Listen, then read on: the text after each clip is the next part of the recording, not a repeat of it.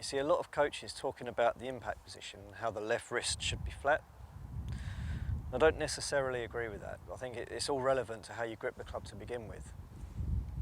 So for example, if you start with a weak grip, i.e. your hands are sort of anti-clockwise this way, if they're too far that way, then yes, you better have a flat wrist or even a bowed one, because if you don't, that ball is going miles out to the right, slicing out to the right.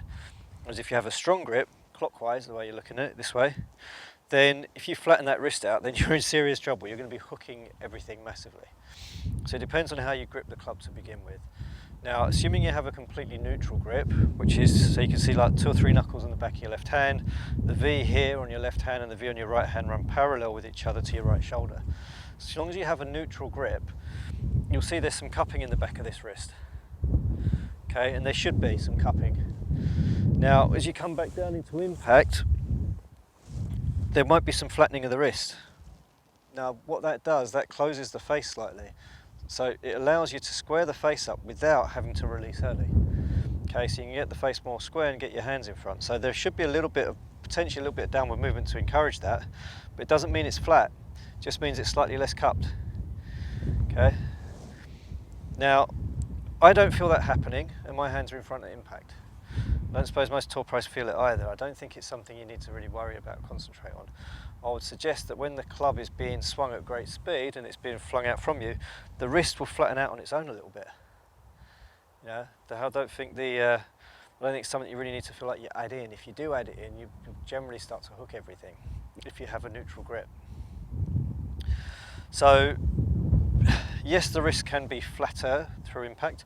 Now, obviously, it depends on your desired ball flight. If you've got a really high club head speed, you could do with de-lofting the club and getting your hands really far past. So you might actively feel that you bow it down quite a lot and then really hold it off. That will reduce your club head speed a bit, but that's going to gain you a lot in terms of your numbers, your ball flight, because otherwise you'd hit it really high. If you have a low club head speed, that's the last thing you want. You just won't get the ball airborne. So you definitely don't want to feel like you're bowing that wrist down. You want to feel like you release the hands and get some more speed and some more height, because that's exactly what you need.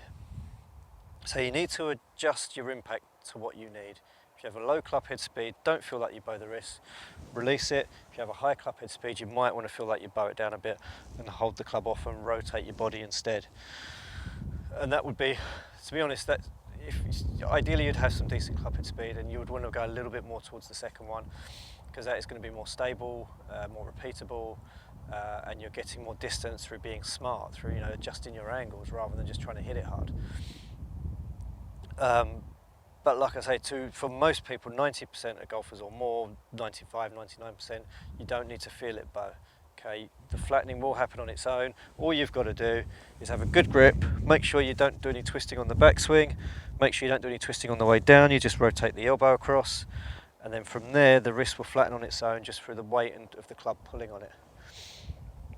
And then that tiny bit of flattening is enough to get your hands past the ball and not leave the face open or have it too shut.